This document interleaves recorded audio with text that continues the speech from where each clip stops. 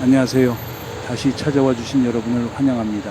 10만원짜리 호주산 와인이 하루아침에 30만원이 됐는데 호주는 왜 사과문 한 줄을 쓰지 않았을까요? 2020년 중국은 호주산 와인에 최대 218%의 관세를 매겼습니다. 10만원짜리 와인이 중국 매장에서 30만원이 되는 구조였어요. 사라는 뜻이 아니라 사지 말라는 가격표였죠. 그런데 막힌 거는 와인만이 아니었습니다. 보리, 쇠고기, 석탄, 랍스터, 목재까지 호주가 중국에 팔던 핵심 품목들이 줄줄이 멈춰섰습니다. 당시 많은 사람들이 똑같은 결론을 내렸습니다. 호주가 결국 고개를 숙일 거다. 중국은 호주의 최대 고객이었고 수출길이 막히면 농가와 기업이 먼저 무너질 수밖에 없으니까요. 누가 봐도 상식적인 예측이었습니다. 그런데 호주는 사과하지 않았습니다. 오히려 조용히 법을 고치고 통신망을 잠그고 항구와 히토류 광산을 다시 들여다보기 시작했어요. 왜 한때 중국을 가장 중요한 파트너라고 불렀던 나라가 어느 순간 중국의 압박에 정면으로 버티는 나라가 됐을까요? 그리고 이 이야기가 왜 지금 우리 이야기로 그대로 돌아오는 걸까요? 오늘은 이 사건을 세 겹으로 벗겨보겠습니다. 표면에서 무슨 일이 벌어졌는지, 그 뒤에 어떤 동기가 숨어 있었는지, 그리고 그 결과가 결국 무엇을 바꿨는지 끝까지 따라오시면 마지막엔 호주가 아니라 우리 이야기가 남습니다. 먼저 하나만 분명히 하고 가겠습니다. 이건 단순한 무역 분쟁이 아니었습니다. 한 나라의 척추를 시험한 사건이었어요. 뉴스 헤드라인은 이걸 그냥 호주와 중국의 무역 전쟁이라고 불렀습니다. 관세가 몇 퍼센트 붙었고 어떤 품목이 막혔고 농가 피해가 얼마다, 보도는 대체로 거기서 멈췄어요. 그런데 이 사건의 진짜 핵심은 그 뒤에 조용히 따라온 한 장의 문서에 있었습니다. 그 문서를 끝까지 들여다본 보도는 솔직히 거의 없었습니다. 그리고 이 장면 우리에게 전혀 낯설지 않습니다. 우리도 사드 보복을 겪었으니까요. 롯데가 흔들리고 한알령이 내려오고 관광객이 한순간에 끊기던 그 시기, 그래서 이 호주 이야기는 남의 나라 이야기가 아닙니다. 우리가 이미 한번 받아본 시험지의 다른 버전이에요. 자, 그럼 표면부터 보겠습니다. 2020년에 실제로 무슨 일이 있었는가? 시작은 그해 5월이었습니다. 중국은 호주산 보리에 약 80%에 달하는 반덤핑 관세를 부과했습니다. 보리는 호주 농가의 핵심 수출품이었어요. 하루아침에 관세가 붙자 농민들이 몇 년 동안 쌓아온 거래망이 통째로 흔들렸습니다. 6월에는 호주 쇠고기 가공시설 일부가 수입 차단 명단에 올랐습니다. 겉으로는 검역과 행정 절차 문제처럼 보였어요. 그런데 시점이 너무 절묘했습니다. 호주가 민감한 요구 하나를 꺼낸 직후부터 가장 아픈 수출 품목들이 하나씩 맞기 시작한 겁니다. 가을로 들어가자 압박은 더 넓어졌습니다. 석탄, 랍스터, 면화, 목재, 구리까지 비공식 규제와 통관 지연의 대상이 됐어요. 공식 명령서 한 장 없을 때도 있었습니다. 그런데도 배는 멈췄고 창고엔 물건이 쌓였고 기업들은 중국 바이어의 전화만 기다리며 얼어붙었습니다. 그리고 11월 가장 상징적인 장면이 나옵니다. 와인이었어요. 116%에서 최대 218%. 처음에 말씀드린 그 가격표입니다. 중국 소비자에게 호주 와인을 비싸게 만드는 게 목적이었고 동시에 호주 와인 업계에 보내는 정치적 신호이기도 했습니다. 정부가 고집을 부리면 너희 창고부터 먼지가 쌓일 거다. 그런 메시지였죠. 보리, 쇠고기, 석탄, 랍스터, 목재, 면화, 구리, 와인, 이렇게 줄줄이 이어진 압박을 우연한 무역 마찰이라고 부르기는 어려웠습니다. 그런데 진짜 충격은 그 다음이었습니다. 그해 11월 중국 대사관 쪽에서 호주 언론에 14개 항목의 불만 목록이 전달됩니다. 그 안에 뭐가 들어있었을까요? 단순히 관세 얘기가 아니었어요. 화웨이를 5세대 통신망에서 배제한 결정, 외국의 간섭을 막기 위해 만든 법, 호주 언론의 중국 비판 보도, 대학과 싱크탱크의 중국 관련 연구, 의회의 결의안, 지방정부가 맺었던 1대1로 협약을 파기한 것까지 무역과는 아무 상관없는 항목들이 줄줄이 올라가 있었습니다. 이 목록의 의미는 분명했습니다. 중국은 상품 몇 개의 관세를 문제 삼은 게 아니었어요. 호주의 통신정책, 입법, 언론, 학계, 지방 외교까지 다시 조정하라고 요구한 겁니다. 한번 보세요. 이게 무역협상입니까? 무역협상이 아니라 주권의 시험이었습니다. 그럼 도대체 무엇이 이 모든 걸 촉발했을까요? 여기서 많은 분들이 알고 계신 답이 하나 있습니다. 2020년 봄, 전 세계가 코로나로 멈춰 섰을 때 호주 총리 스콧 모리슨이 짧은 요구 하나를 꺼냈습니다. 코로나가 어디에서 시작됐는지 독립적인 국제조사를 하자. 문장만 놓고 보면 공격적인 말도 아니었습니다. 수많은 사람이 죽었고 세계 경제가 얼어붙었으니 원인을 확인하자는 건 상식처럼 들릴 수도 있었죠. 하지만 베이징은 이걸 보건 문제로 듣지 않았습니다. 중국의 책임을 국제 무대에 올리려는 정치적 도전으로 받아들였어요. 그리고 바로 그때부터 시장은 외교의 공간이 아니라 처벌의 도구로 바뀌기 시작했습니다. 그래서 답은 간단해 보입니다. 호주가 코로나 조사를 요구했고 중국이 거기에 보복했다는 거죠. 여기서 이야기를 끝내면 깔끔합니다. 그런데 이쯤에서 다들 놓치는 게 하나 있습니다. 이 충돌은 2020년에 갑자기 시작된 게 아니라는 거예요. 시계를 뒤로 돌려보겠습니다. 2014년 11월 캔버라 호주 의회 연단에 시진핑 주석이 섰습니다. 중국 최고 지도자가 호주 의회에 오른 건 11년 만이었어요. 그날 분위기는 경계가 아니라 환영이었습니다. 며칠 뒤 두 나라는 자유무역 협정에 서명했고 겉으로는 완벽한 상호 이익의 시대가 열린 것처럼 보였습니다. 그리고 그로부터 4년 뒤인 2018년 호주는 이미 화웨이와 ZTE를 5세대 통신망에서 배제했습니다. 미국과 영국보다도 앞선 결정이었어요. 같은 시기 호주 정치권에서는 외국계 정치 자금 스캔들이 터졌습니다. 다시 말해 호주와 중국의 긴장은 코로나 한참 전부터 차곡차곡 쌓이고 있었던 겁니다. 그러니까 코로나 조사 요구는 방아쇠였을 뿐 진짜 원인이 아니었어요. 원인은 훨씬 더 깊은 곳에 있었습니다. 그 깊은 곳을 들여다봐야 이 이야기의 성격이 완전히 달라집니다. 그 깊은 곳의 출발점은 숫자 하나입니다. 한때 호주 상품 수출에서 중국이 가져가던 비중이 36%까지 올라갔습니다. 숫자로만 보면 그냥 무역 비중이에요. 그런데 실제로는 한 나라 경제 호흡이 한 시장의 기분에 묶이기 시작했다는 뜻이었습니다. 동네 식당으로 비유해 볼게요.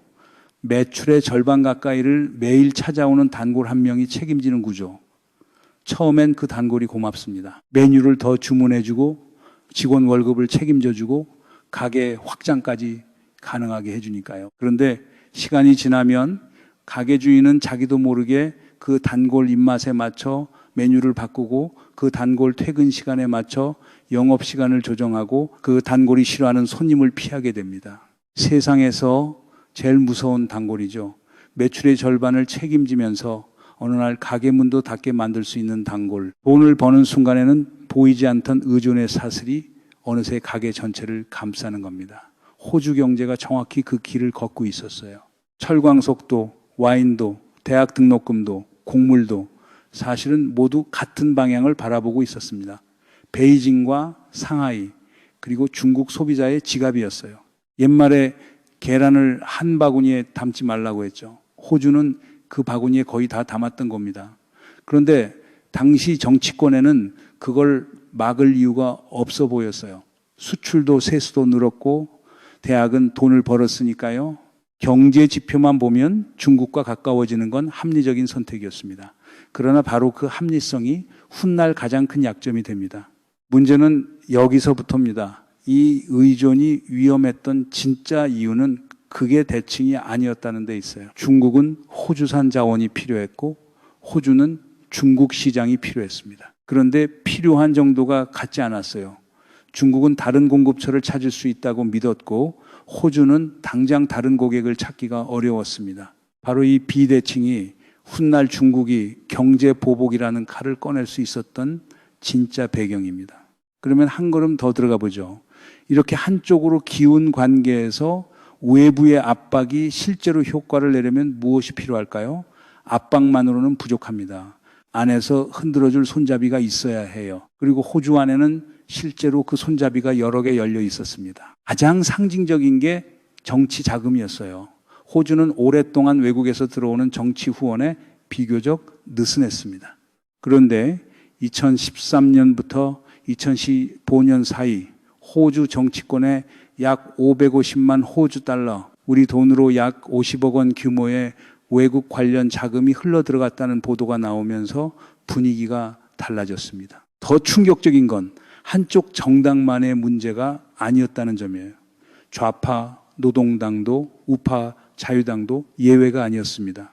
누가 집권하든 영향력을 유지할 수 있도록 양쪽 책상 위에 봉투가 올라간 그림이었습니다. 이때 상징처럼 떠오른 인물이 노동당 상원의원 한 명이었습니다. 중국계 후원자와의 관계, 정치 후원금, 정보 유출 의혹 속에서 결국 의원직을 내려놓게 되죠. 특히 남중국의 문제에서 자기 당의 공식 입장과 다르게 중국 쪽에 가까운 발언을 한 장면은 호주 사회에 깊은 충격을 줬습니다. 국민이 뽑은 정치인이 과연 유권자의 목소리를 대변하는가 아니면 후원자의 눈치를 보는가, 그 질문이 터져 나온 거예요. 자, 이게 핵심입니다. 시장 접근권, 정치자금, 통신장비, 겉으로는 다 다른 문제처럼 보였습니다. 그런데 본질은 하나였어요. 국가의 핵심 시스템을 누가 만질 수 있는가? 바로 그 질문이었습니다. 그래서 중국의 보복이 본격적으로 시작됐을 때 호주가 가장 먼저 한 일은 의외였습니다. 중국을 향해 더 큰 보복을 던진 게 아니었어요. 관세로 맞불을 놓거나 대사를 불러 호통을 치거나 항구에서 중국 화물을 막은 것도 아니었습니다. 호주는 먼저 자기 집 안을 둘러봤습니다. 어디로 돈이 들어왔는지, 어디로 영향력이 흘렀는지, 어느 문이 너무 오래 열려 있었는지, 그리고 그 문을 하나씩 잠갔습니다. 첫째, 외국에서 들어오는 정치 자금 자체를 금지했어요. 단순히 기부 한도를 조정한 게 아니라 정치의 우편함을 아예 떼어낸 조치였습니다. 둘째, 외국 영향력 등록 제도를 만들었습니다. 외국 세력이 정치인이나 언론, 학계를 통해 활동하면 그 사실을 드러내라는 거예요. 이름은 투명성 제도였지만 본질은 햇빛이었습니다. 어두운 방에 접촉은 무섭지만 불을 켜고 이름표를 붙이면 힘이 줄어듭니다. 셋째, 숨겨진 외국 간섭을 형사 범죄로 묶었어요.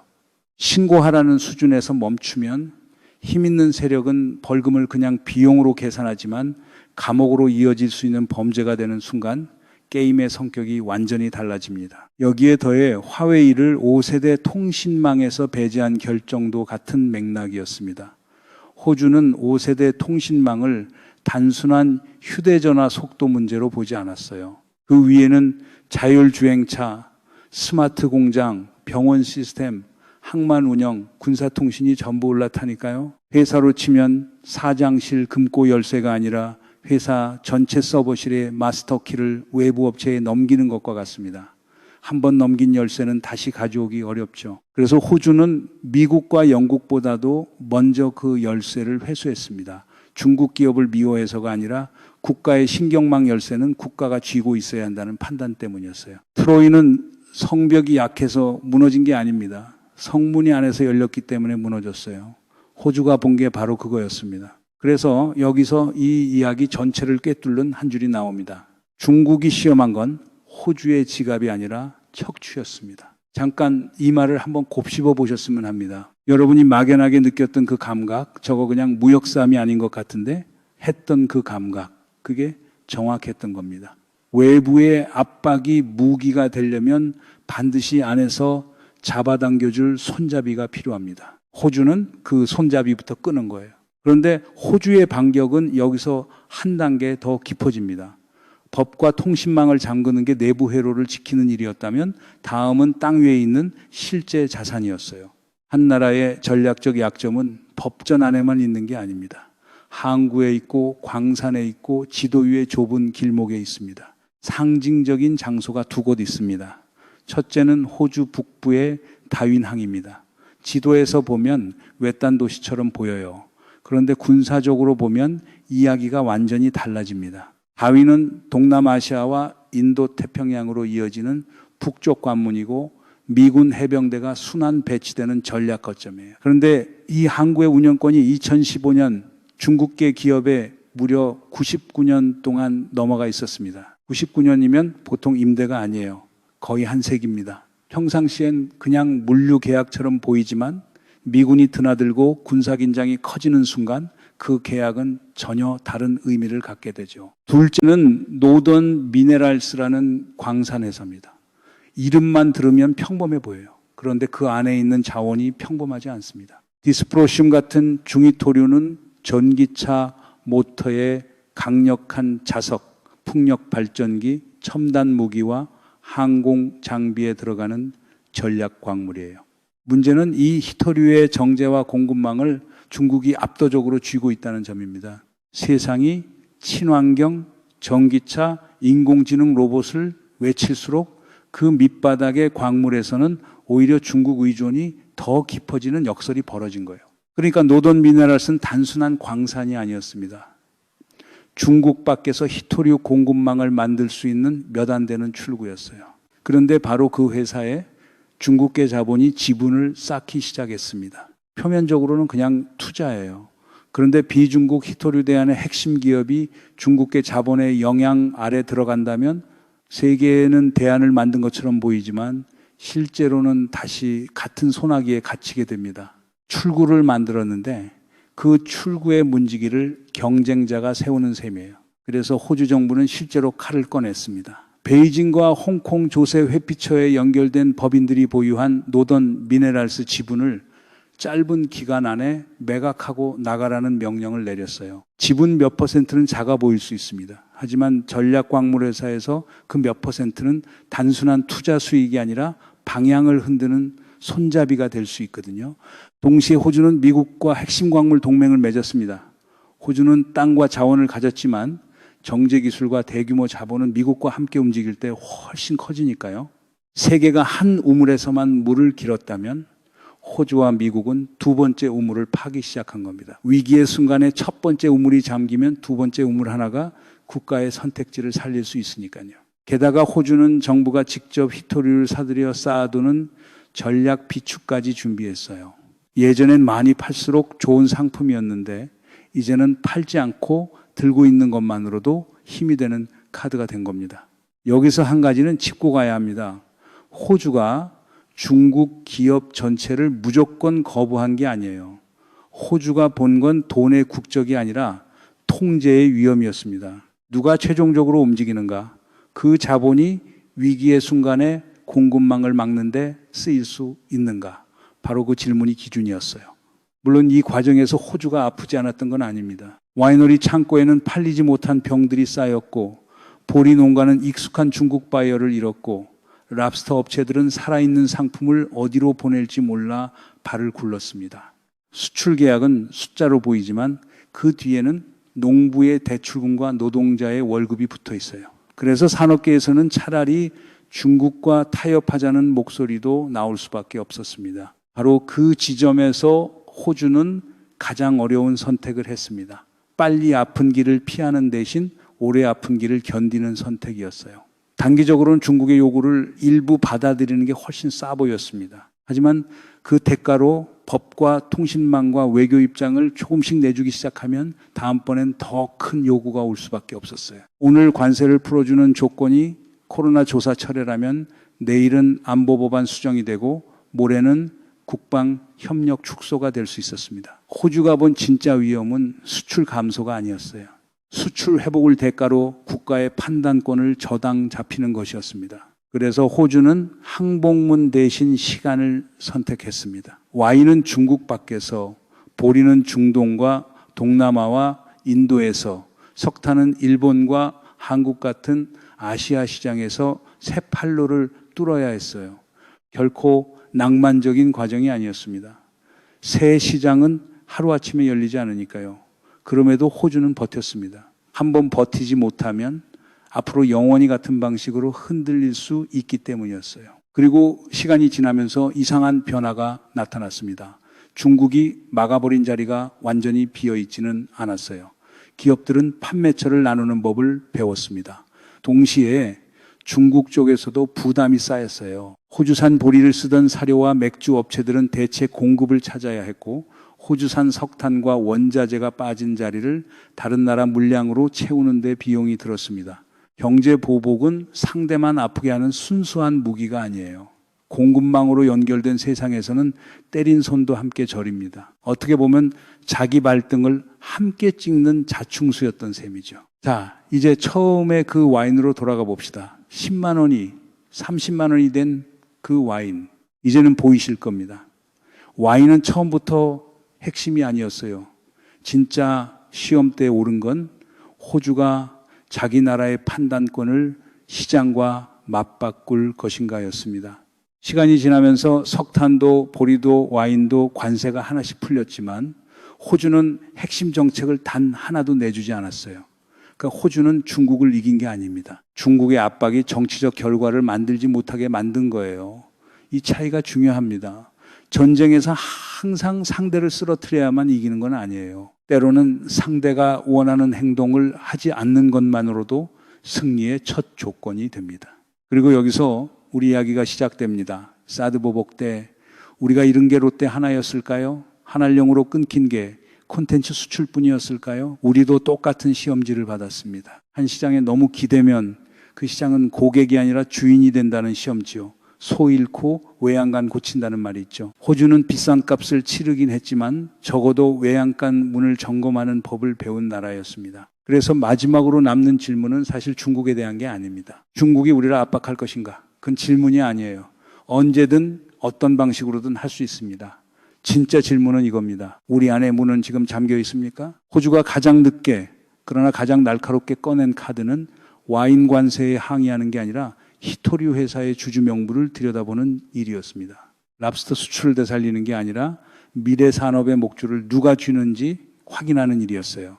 그리고 그 칼은 한 번으로 끝나지 않았습니다. 중국계 자본은 다른 이름과 다른 법인으로 언제든 다시 돌아올 수 있으니까요.